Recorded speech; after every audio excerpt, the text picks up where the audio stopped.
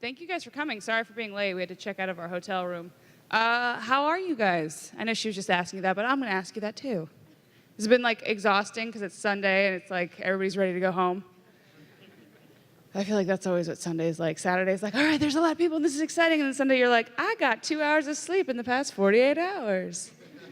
So thank you guys for being here on a Sunday morning. And I'm Amanda Miller, or Amanda C. Miller, because there's already an Amanda Miller actor out there. Apparently she did like one movie, but she claimed the name. So anyway, I am the voice of Sailor Jupiter in Sailor Moon Crystal and the Viz redub of the classic series. So I just wanted to clarify that I was not Jupiter in the original, like early 90s series, because I would have been 7. And I grew up watching that one as well. So we're in the redub. And then I'm also the voice of Boruto Uzumaki in the Boruto franchise, which is the son of Naruto. And I was in Fire Emblem Awakening, I was Sully and Shersh. I say Shersh, some people say Shershi. And then in Danganronpa, the video game, not the anime, I was Junko Enoshima and Toko Fukawa. And those are like the main ones, but there's others. You can Google it. You got fingers. So anyway, I figure we can just do a chill Q&A if you have any questions, or I can just ramble. I'm good at that. So you can go ahead and pass them out, Brianna. My sister's going to pass out some. Oh, you can go up to the mic. My sister's going to pass out some cards because I'm doing a shameless promotion for this web series that I wrote and that I'm in. I'm in the purple wig on the card. It's called Ghosts and Stuff Inc. And I think it's funny, but it's basically like Parks and Rec meets like Scooby-Doo or Ghostbusters. So if you're into comedy and you want to check out what I do aside from just voice acting, I'm a writer and an on-camera actor as well. And it's on YouTube for free. So anyway, and I was going to sign those so you'd all have like a autograph thing, but I don't know where my pen is. So if you bring it to the table later, I have a signing at 1 and then I guess 3:45, I believe. So if you bring them by, I will sign that. In addition, because I think the con lets you have 2 items for free, and I'll let you. That'll be your 3rd item. So it counts as if it's not even a thing. So anyway, first question. Yes, I was wondering how you got the role for Squid Girl and what you think of the anime. I was Takaru in the show Squid Girl. It was like a kind of, I don't know, I guess it was for kids maybe, but it was like a fun, like lots of puns about like the invasion of the surface and all that. And it was my first anime role ever. It was, I don't know what year it was probably 4 years ago. But yeah, I had been an intern at the studio called Bang Zoom Entertainment, and I interned there because I'm like, I want to be a voice actor. And that's not always how it's gonna work, but that's just how it worked for me, because I'm like, I kind of snuck in. I'm like, I'm gonna get you your coffee, but I also act just in case you need anyone. So they're like, fine, annoying intern, we'll throw you into the booth for like background stuff, because you know, in movies, they have extras, and in voiceover, they call them a Walla group, because they used to, not now, but they used to have a bunch of people in a room just walking past the mic going like, Walla, Walla, Walla, Walla, Walla, Walla, Walla, and like that was how they got the background kind of crowd noises, and they would just kind of have it enough times that it just sounded like conversation. Now we actually have like conversations in the background. But yeah, they like threw me in to like appease me, and they were like, all right, here, go and you have to do a lot of improv, because basically they'll be like, okay, so this scene is a bunch of high school students. They're just getting to school, so you know, talk about stuff school students would talk about. So you know, you might be like, oh my gosh, did you see what Brenda put on JP's locker? Or you just make up stuff off the top of your head. Or you're like, oh, I didn't do the homework assignment. I'm so screwed. So the better you are at improv, the better you are at Walla. So they were like, oh, she's actually pretty good. And then they would start to give me like little one-line roles, like, would you like water with your meal, or stuff like that. And then eventually they kind of trusted me enough to like give me actual auditions. And so I think it was like I actually don't know, maybe I didn't audition for Squid Girl. They might have just given me that one because they knew what I could do, because I had auditioned enough times. They're like, Amanda's got this. So I learned that I can play young boys pretty well, which I need to be careful how I phrase that. But so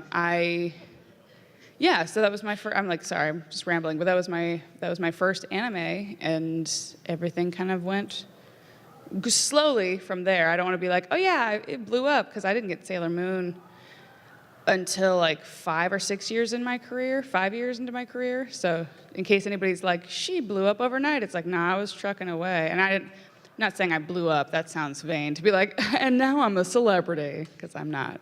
But yeah, stop looking at me, Brianna. Are you filming me? Oh no. This is gonna live forever. Yes, hi.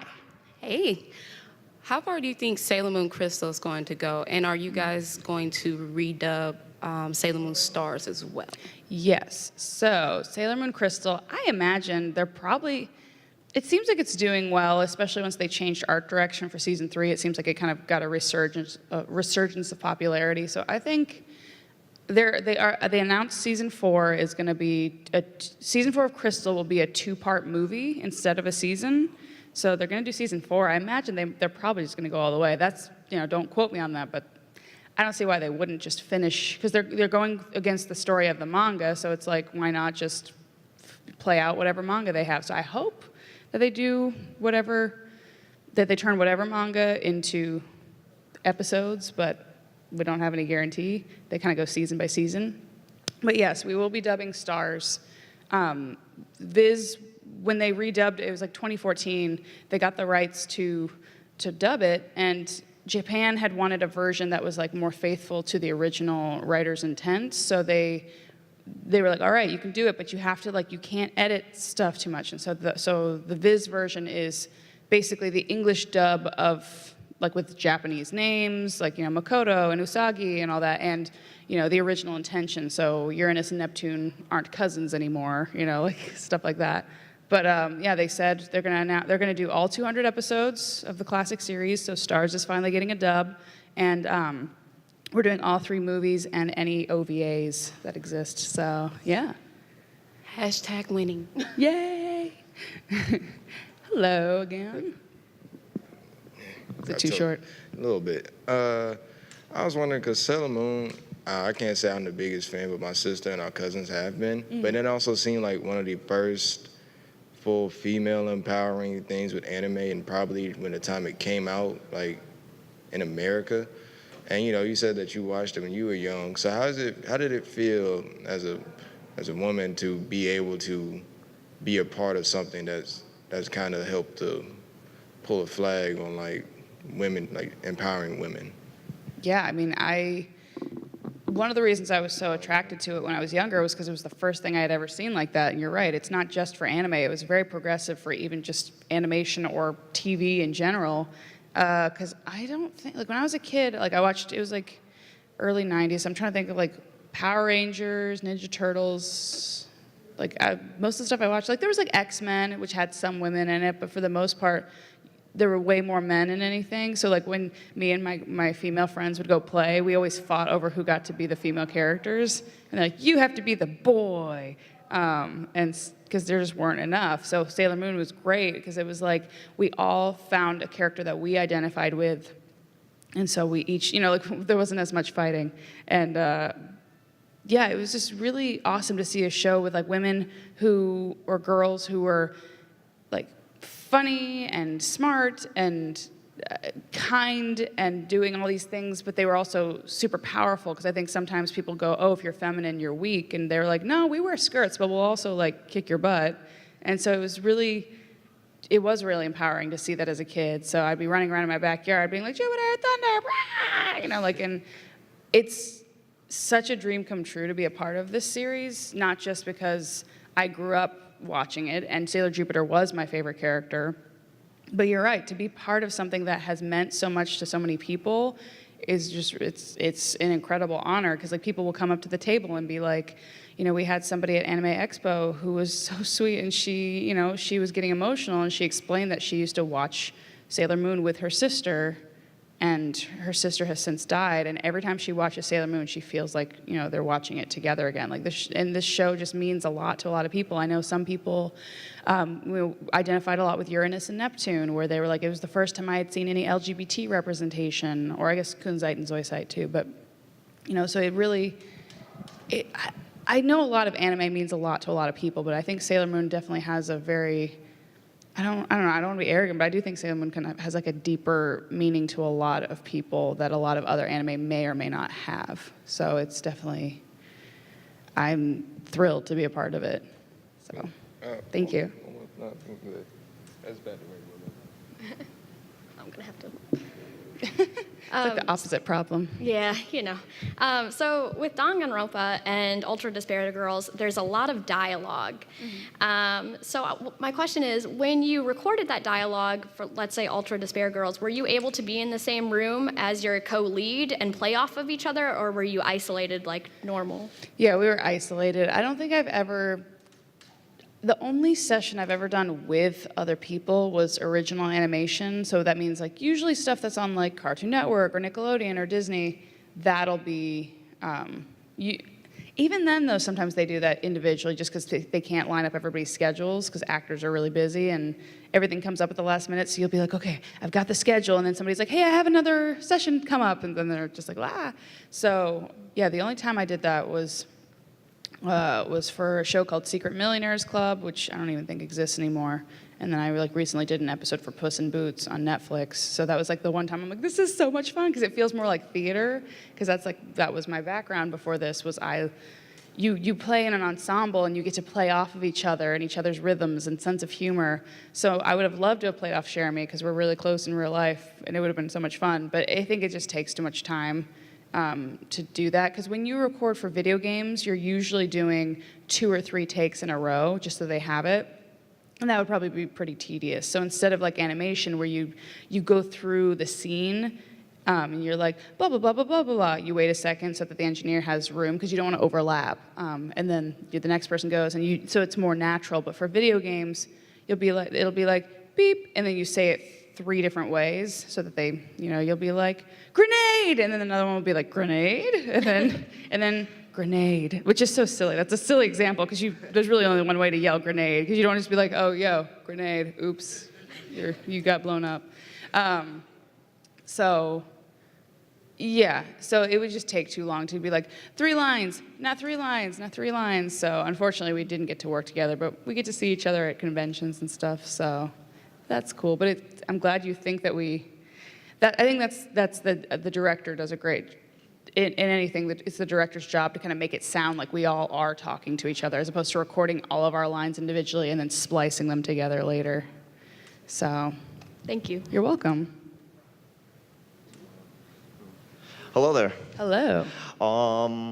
I know you've been involved with like many different like animated projects, from like American to anime, of course, throughout your career. And one of the things, of course, as I've watched different animes over the years, like I remember like watching a lot of the older anime compared to like how they redubbed it, is like with today's anime, they're almost kind of in a way they allow things to get away or pass compared to like with anime kind of years ago, because of how like we perceive things compared to like American and Japanese culture.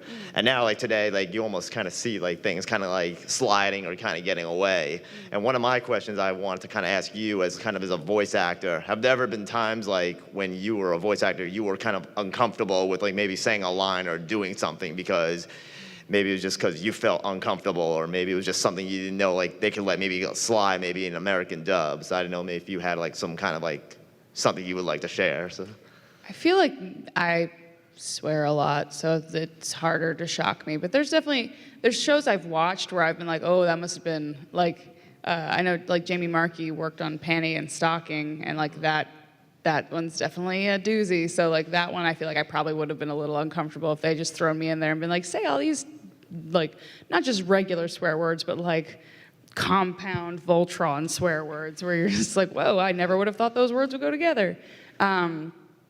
But yeah, I feel like for the most part, there's characters that make me uncomfortable, but not for like the reasons of them being like perverted or inappropriate. It's more for me being like, I don't know, like for example, I get uncomfortable when they ask me to like make a character sound cuter, because that's like such a weird objective term, and I hate the idea of like, to me, I don't book a lot of anime where they want you to sound like an infant when you're 17, but a lot of anime sounds like that. And for me, it makes me uncomfortable when they're like, can you just make her like ditzy and cute? And there's part of me that's like, women aren't just ditzy and cute. I'm not ditzy and cute. Like, I actually have a brain and a sense of humor, and I feel like you're just trying to make her into this like, just kind of like, oh, what's going on? Ha ha ha, I just want to be a good wife one day. And like, there might be some people like that, but I get really uncomfortable when people ask me to play that, because I feel like that's kind of been, I don't know, I feel like we've seen that enough. And like when women are depicted, I'm like, I don't want to do that anymore. So, yes. Although there was, I really love the character Kagura in, I think it's like Oni-chan-bara. It's a video game. It was really fun to record it, but she's wearing like a bikini that's like if a bikini had a baby, that's how small it is. And there's apparently a DLC where you can replace the bikini with fruit. And so when I see that, I am kind of like, But I mean, the lines themselves were really funny, and it was fun to play the character. Sometimes I'm like, really, guys? Do we got nothing better to do with our time? There's like strawberries there, and I'm like, so anyway. But I don't see that while I'm recording. They just record the voice and then add it to the image later. So. Thank you. Thank you. Do you have a favorite modern cartoon, like American cartoon? Oh yeah, I love. I really love. I watch a lot of cartoons. I'm trying to think. I love Steven Universe. I love Avatar: The Last Airbender and Korra. Although I never got a chance to see season 4 yet, so I'm still behind on that one. I'm behind on like all of my shows. I like movie-wise, and like I love Disney. Who doesn't love Disney? And then there's a really awesome show. It hasn't come to America yet, but in France, it's called Last Man. It is the coolest thing I've ever seen. It's like this, like it kind of the image style looks kind of like Venture Brothers, and it's like really like action comedy, supernatural horror thing, and it's incredible. So I'm sure there's other ones I'm forgetting in my head, but I think those are my favorites right now. Hello again. What was it like playing Minchie in Hunter x Hunter? It was fun. I feel like they kind of let me use mostly similar to my voice. I'm trying to think. Yeah, I mean, she was pretty easy to do because she's like this tough chick who's just like doesn't take crap from anyone and has a lot of opinions about cooking. And I'm trying to think of like any funny stories or anything I have from that, but I don't know if I do. Yeah, I'm sorry. I'm like, it was really fun. It was fun and easy, which is good because you remember the sessions that aren't good. You remember the ones where you're like, that was a nightmare. I wish I were dead. So it wasn't one of those. It was a good one. Cool, thanks. Hello. Hello, Dominique. I was curious, like with voice acting, like most of the people that you work with, like, do you ever associate with them like outside of work? Have you ever become really good friends with anybody, or is it just you just do work and then go home? I mean, you definitely can do that. Like there are some people who just kind of come in, they do their sessions, and they never really socialize with anybody. They don't do conventions. They don't really go to any events. But for the most part, yeah, like they are, because they are your coworkers. So eventually you will start to like meet them, whether it's at like the rap party after the show's done, or if you'll meet them at a con. Like I met like 2 or 3 of my Sailor Moon co-stars for the first time at Anime Expo when we were announced, like because we don't, you don't work together in the booth.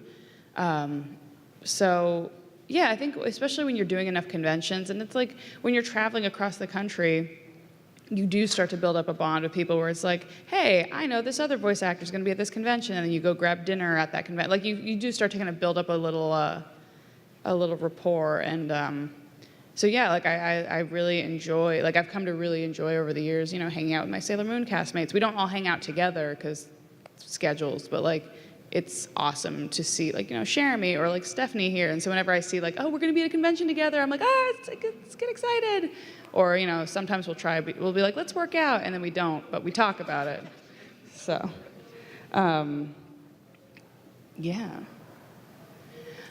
Is it possible to hook up my laptop and show them a trailer for something, or would that be like probably too like HDMI thing? Or could my sister just send you the link and you might be able to play it on the screen or something? I should have. Okay. Brianna, can you give him the laptop? Sorry, I wanted to show you a trailer from my web series because I'm really proud of it. And that's another thing that I feel like it used to be that a lot of people just acted, yeah. But now I feel like you have to, I keep saying I feel like, it's therapy talk. That's what you have to say in therapy. You can't be like, you're this. You have to be like, I feel like you are being a butt, as opposed to saying you are a butt. But you kind of need to be a multi-hyphenate artist nowadays, where you're not just an actor. You're an actor-writer, or an actor-producer, or an actor-chef. I don't know. Because I think in LA, it's pretty competitive. There's a lot of people who want to be actors, like hundreds of thousands or whatever, who come there just to act. And so actors are a dime a dozen. So like, in order to make yourself stand out and to get past the gatekeepers, like agents or casting directors or whatever, you kind of have to have something that sets you apart. And so now that's why if you see a lot of people making web series, or a lot of people who were famous on YouTube, but then you suddenly start seeing them on TV. Like that's you have to kind of create your own work nowadays. And so I've really grown to enjoy writing and creating, and so now I'm writing a pilot, and I'm working on some sketches and stuff, and I have, I don't know, I'm rambling, but I figure you're here for my panel, so I guess you want to hear a little bit about what I do.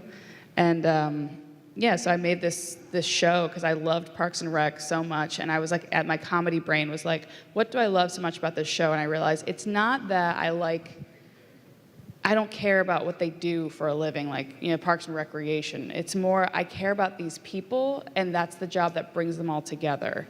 So I wanted to do a show where you care, so like they're ghost hunters in my show, but like that's secondary. It's more about like you could see them going camping, you could watch them doing anything, you could watch them doing stuff that's not ghost related and still hopefully care about the characters and want to see them like get into shenanigans. So, yes. It's actually like kind of like two questions. Mm-hmm. One was, how excited were you when you found out Stephanie Shea was going to be in the Sailor Moon Crystal dubbing? Because she was also a party, and she's also a veteran with voice acting. So was that kind of like exciting? Yeah, it was nerve-wracking though, because I had met Stephanie like once or twice, and I was like, I don't think she likes me, because she has a very stoic demeanor where you can't tell how she feels about things. So when I saw that she was Sailor Moon, like, because the other people, like I had known Christina, I had known Jeremy, I didn't know Robbie or Kate, but Stephanie, I was like, oh wow, okay, like, so it was like, oh, okay, this is the big leagues now. But some of you might have been here for the panel yesterday with me and her, but I accidentally punched her in the face the first time I met her, because we were backstage before they announced us at Anime Expo. We were like waiting to go on, and they were like hyping up the crowd, being like, are you ready to find out who your new Sailor Guardians are? And like, milking it. And so I was backstage with my cosplayer, because they were going to walk us each out with our Sailor Jupiter cosplayer, or to have have this like weird Space Jam music where it's like da da da da da da da da, and then and so I was goofing around, and I did the Supreme Thunder thing, and me and my cosplayer were like, Supreme Thunder, and I feel my elbow make impact with something, and I look over, and Stephanie Shea is like I've knocked her face like sideways, and my elbow's my elbow's just right, like it wasn't like a light tap either. It was like I went kabam, because I'm like here, and then Stephanie Shea is this tall. I think she's like 4'9" or something, and so she was right at my elbow height, and I'm like, this is a great way to get somebody to like you that you don't think likes you very much. Punch them in the face. So, and then I was like, oh my gosh, I'm so sorry. Do you need me to get ice? And she's like, nope, don't touch me. Don't touch me. So that was great. But yes, now we're cool. Don't worry, I deal with that a lot, believe it or not. With like awkward encounter or awkwardly punching Yeah, I people? can't do this no more. Like, Just take I can't people do out. that. Yeah, especially with my little cousins. They really don't like me no more because I'll be like, oh, Just like they're just running. They're like, hey, Yeah, I it's want to more show you like- something. yeah, I'm gonna tell your mom, and yeah, it's funny. You hit me. The second question was, with voice acting dubbing, like over the weekend, we've been hearing that it's really isolated now. And you know, with some of the things that we've seen, like with Justice League movies that get animated, we'll see like the extras to show the actors or voicing get together. So do you think that dubbing voice acting would be easier if you got to do it with each other, even though like you said, like all y'all have a lot of schedule like issues because you know there's multiple things you do at one point in time.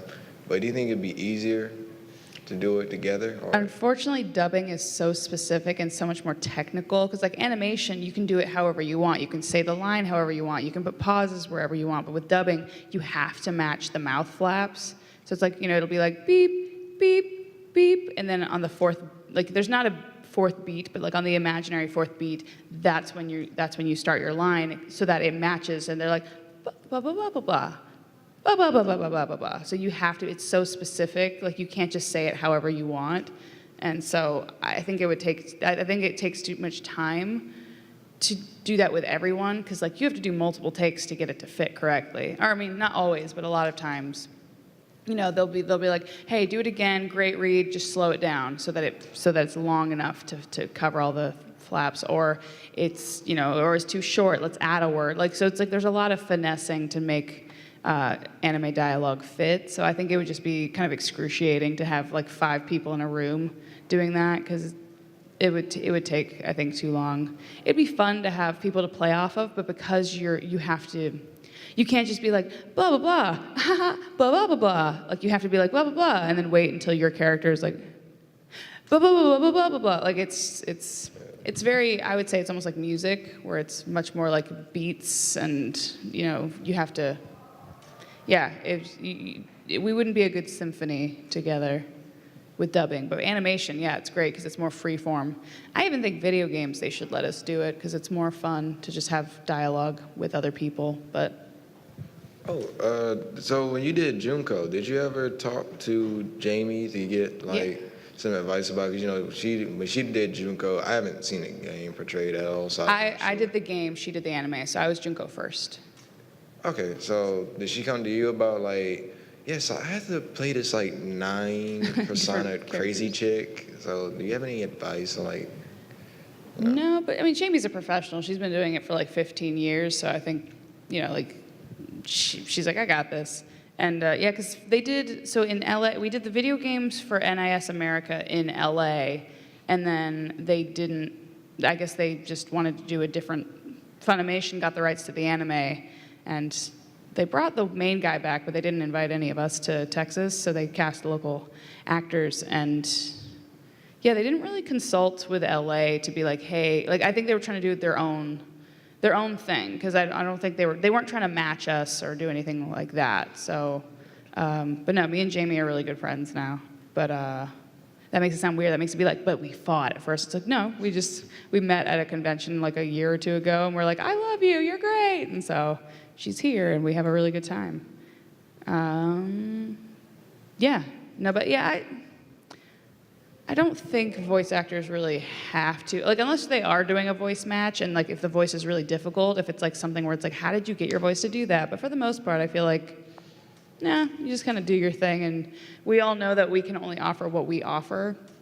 So I'm the best Amanda Miller, she's the best Jamie, you know, like, so if they didn't try. Amanda C. Miller. Yeah, Amanda C. Miller. You just took over. Well, I have to go by different names sometimes, but for different reasons, not very good incognito reasons. But anyway, yeah. But so like, even if you were trying to do a voice match for somebody, for the most part, we still are going to sound a little bit like us. So it's like, it's Amanda's take on this character, or it's so-and-so's take. So anyway. Oh, you're welcome. Yes, is it up and running? Does the sound work too? Yeah. It should, yeah. Is there a way to dim the lights at all? Or I mean, that's probably I'm being a diva. I'm like, hey, I'm gonna throw this thing at you.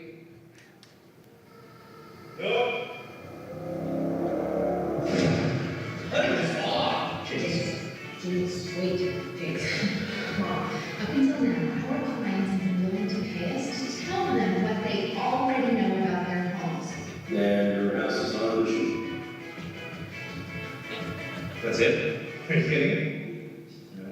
Imagine how much more people would pay if we actually did something about their ghost problems. How do we make money?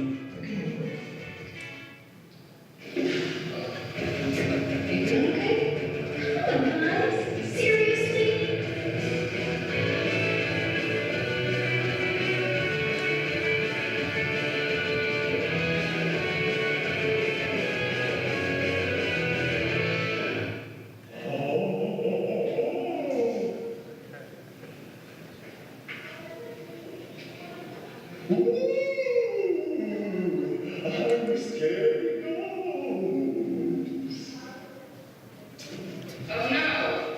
My place is haunted. Hello.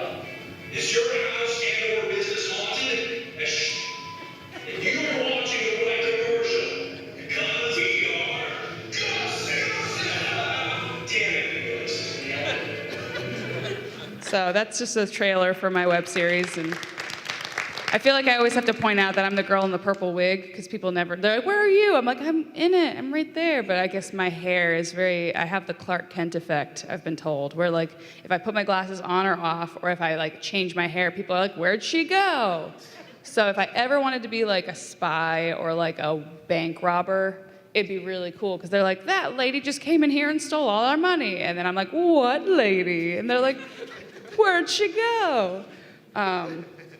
So anyway, if you're interested, check it out. It's on YouTube for free. Although we filmed a couple, because I like filmed it all with my own money, and then we kind of ran out of money. So we filmed a couple episodes. I still have 2 that I haven't released yet, but we're trying to pitch it to like, I don't know if TV will take it, but like, you know, other online networks. So if it looks like she hasn't updated this since whatever, it's because we're trying to. They told us not to release the next couple ones and like to try to save that up to be like, hey, let's pitch it to somebody who can actually like help us make the rest of it. So we're trying to get more people to subscribe because that helps us pitch to be like, look at, we've got like 1,000 subscribers or we've got 5,000, you know, like that. So if you like it, please subscribe to us on YouTube. If you don't have the cards, my sister has them, but Brandon, sorry, would you be able to just put the cards on the edge of the stage so if people want them but they have to dip out, you can just run up and grab one? Because I know people come in and out during panels. It's all good. So anyway, next question. Hello. Hello. So with the way like you were talking about with the web series, is it easier for you to go about disseminating your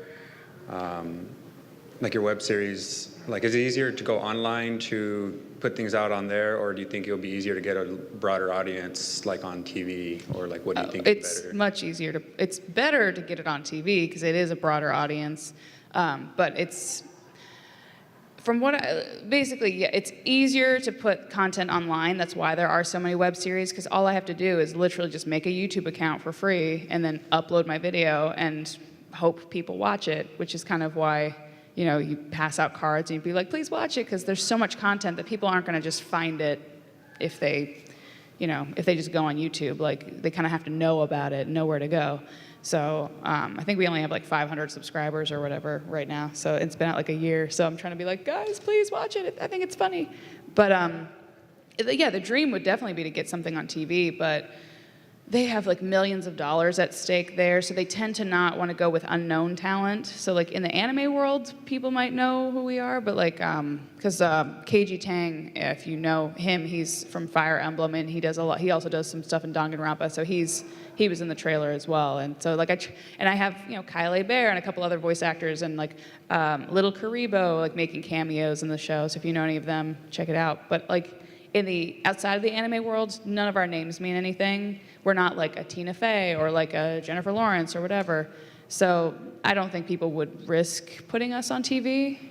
Because I have a friend who made a web series, or he made a pilot. He produced it himself, and they filmed it, and he was in a tough position because he filmed it with his friends, and I think a network, I don't know, like a Comedy Central or whatever, picked it up. Like they're like, we want to make this, but we need more names. So they fired all of his friends except for him, and they recast them with celebrities, and that was really hard for him because he lost all of his friends that way because they were like, you didn't stand up for us, but he's like, if they didn't put celebrities in it, it wouldn't get on the air.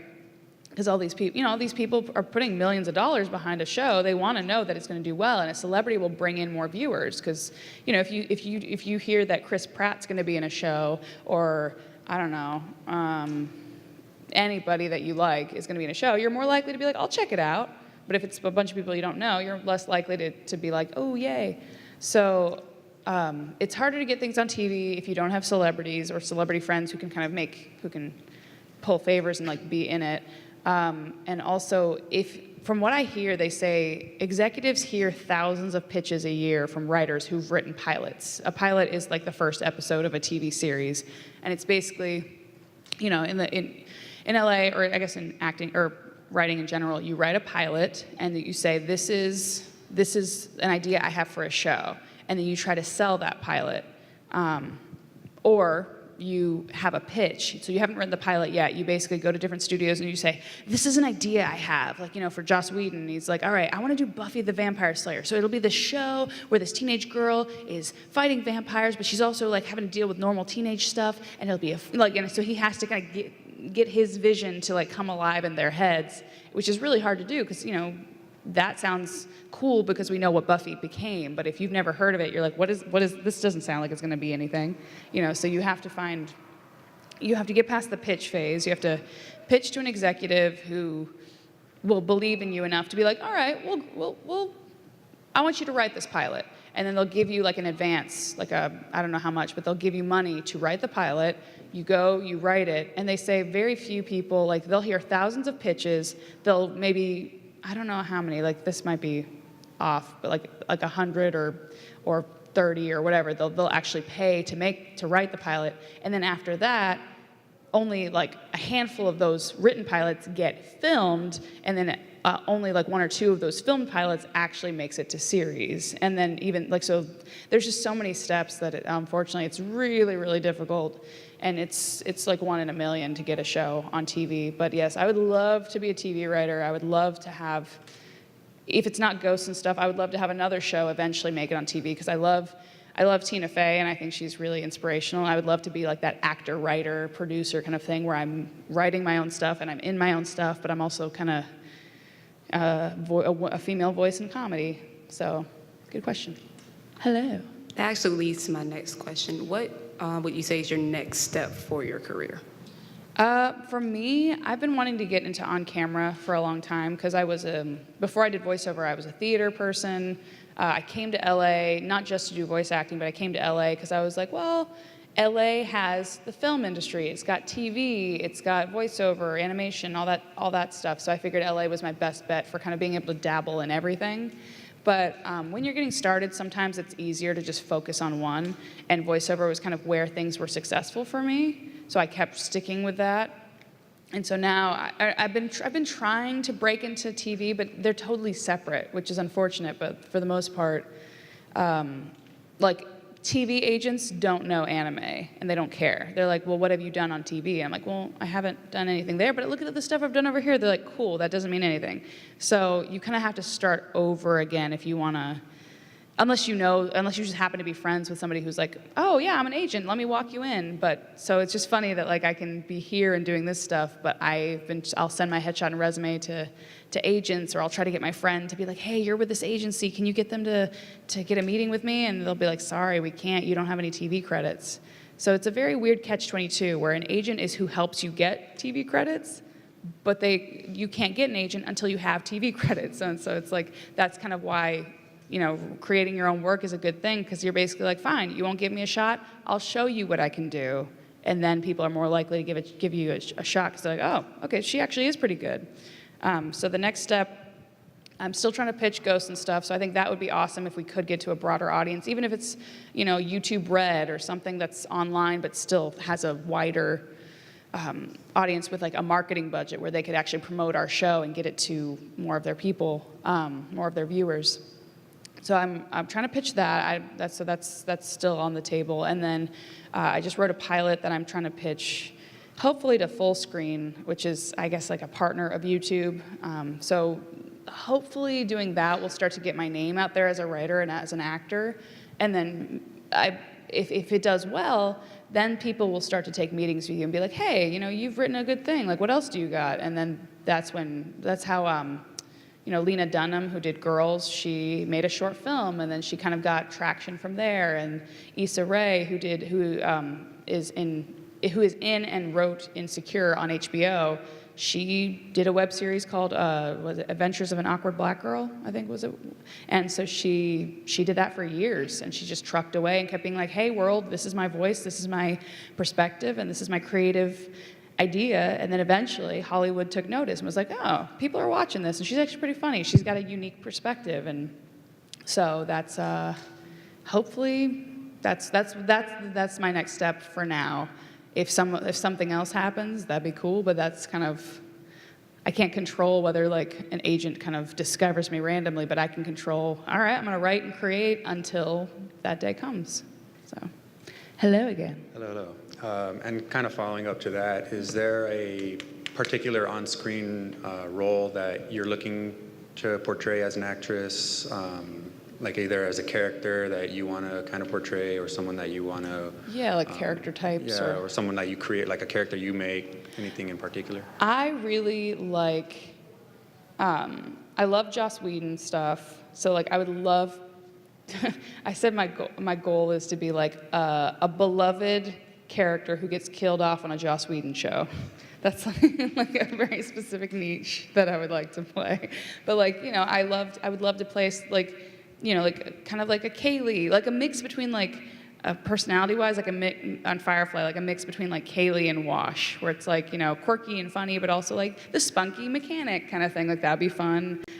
Villains are always really fun, especially because I'd love to be a villain that's kind of like, not ones that are like, I'm just evil and blah, blah, blah. Like I love villains who have a good time and they're just like making jokes, but then also like, I don't know, lighting towns on fire. They're like, ha ha, like there's something really fun about playing that uninhibited side that we don't get to play in normal society. Like, usually you have to be nice, so it's fun to play villains, like Junko or whatever, because it's like you get to exercise that bad girl muscle. And then who else would I like to play? I'd like to play a superhero at some point, but unfortunately I've been told I need to lose weight, which is fair, whatever. But there's a lot of muscle under the fat, but you need to be able to see the muscle. Like I'm like, I can leg press 310 pounds, and they're like, well, okay, but you need to look like you can.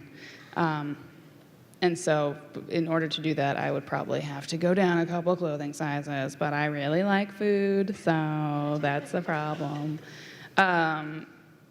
Yeah, so let's see, superhero, villain, that's kind of funny that I want to do, like two ends of the extreme.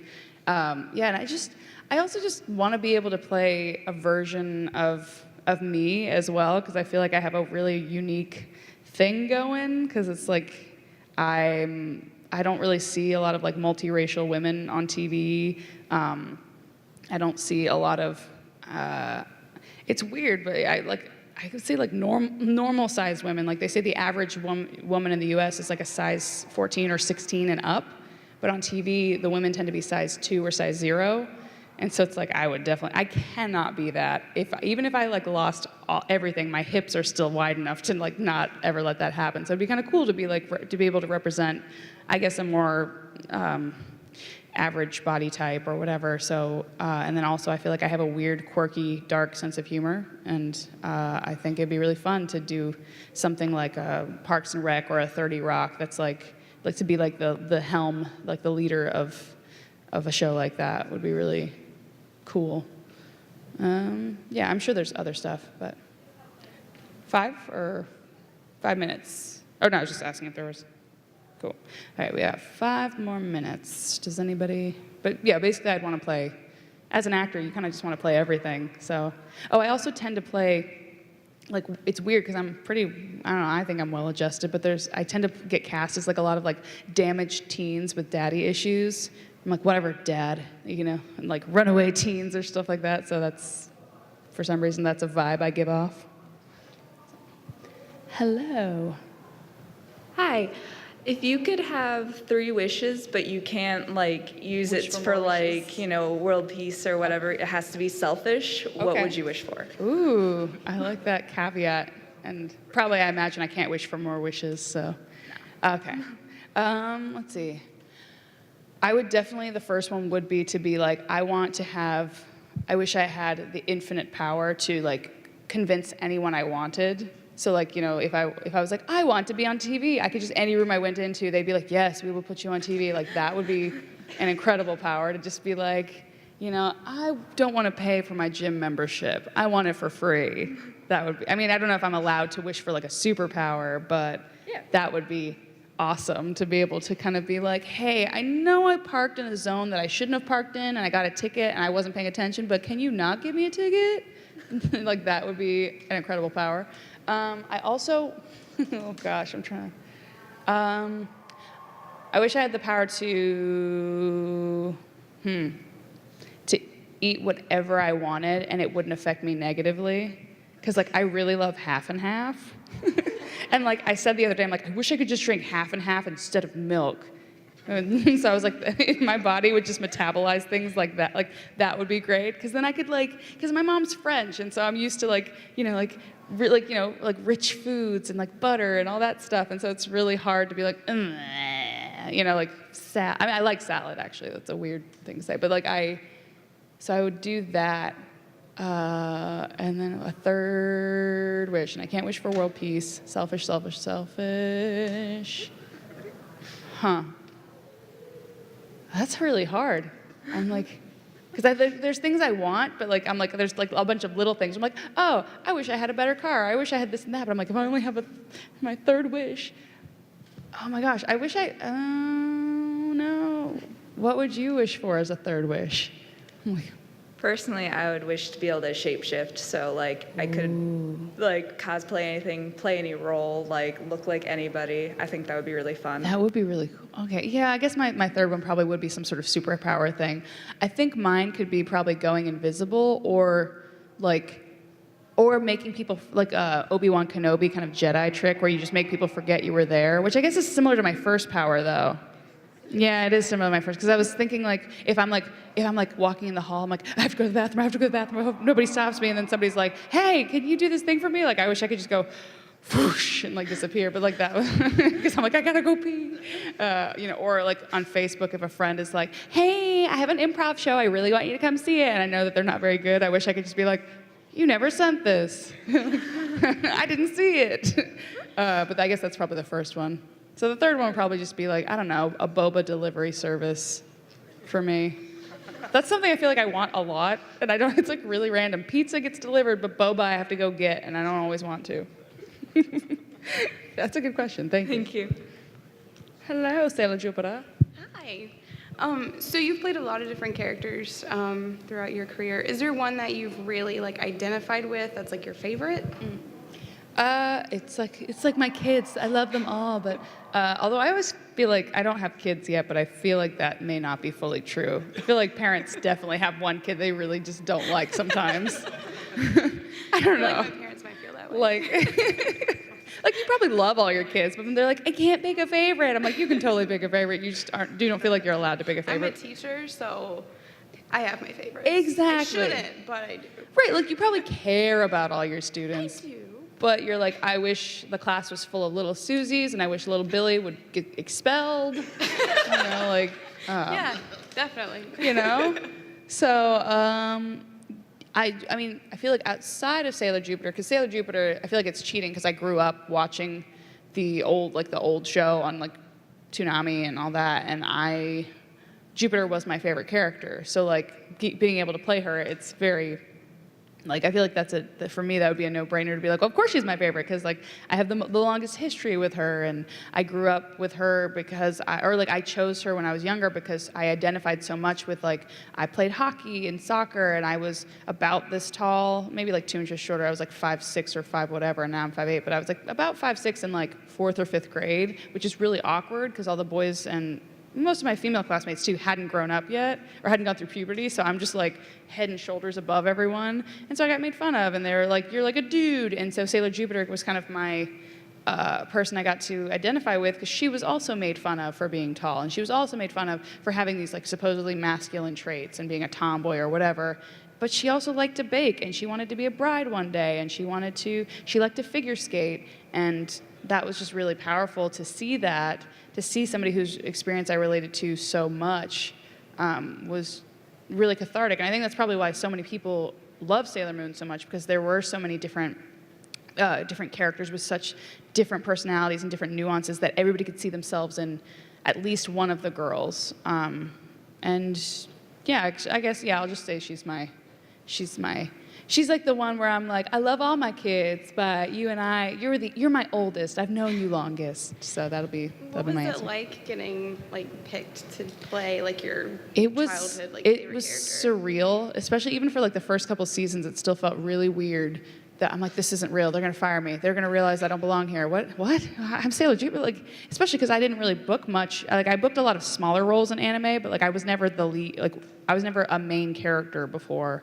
But then when I heard how the audition process went, I kind of realized, oh, I do belong, because they had us audition. Like, they emailed it to us, and then you record it in your closet like you do all your other auditions. Like, it's not that high tech.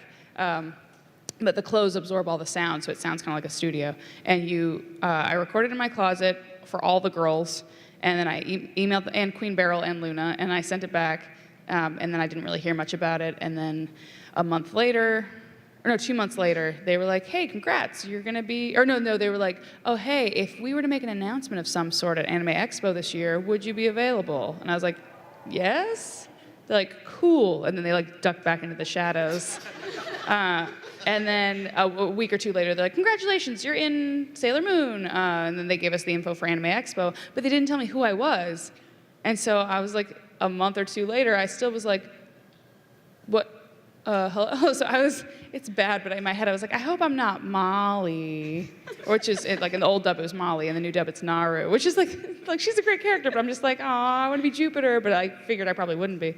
And then, because they were supposed to start recording in like April, and then it was like halfway through May, and I was like, oh no, I've been fired. They fired me. And they just didn't let me know. And then eventually I emailed them, and they're like, oh, okay. I was like, do you need me? And then they were like, oh yeah, your character, Sailor Jupiter, doesn't come in until episode 25. And I was like, what?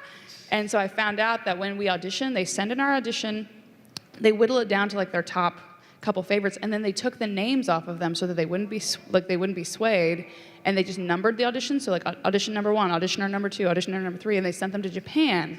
And then Naoko Takeuchi, the creator of the show, picked the final voices. So when I heard that, I was like, oh my gosh, like I have been chosen by this person who created this show that I loved so much. So it was definitely a really cool feeling. And we are out of time, but thank you guys so much for coming.